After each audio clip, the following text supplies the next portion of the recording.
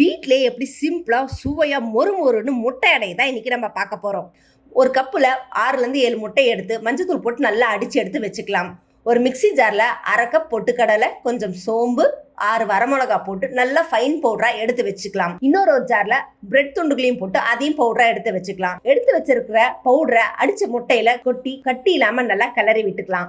அது கூடவே பொடிச்சு வச்சிருக்கிற பிரெட் துண்டுகளையும், பொடியா நறுக்கின பெரிய வெங்காயம், 1 கப் தேங்காய், கொஞ்சமா கொத்தமல்லி எல்லாத்தையும் போட்டு நல்லா கைவிடாம மிக்ஸ் பண்ணி எடுத்து வச்சுட்டு தண்ணியை ஊற்றி நல்லா அடமாவு பதத்துக்கு எடுத்து வச்சுக்கலாம்.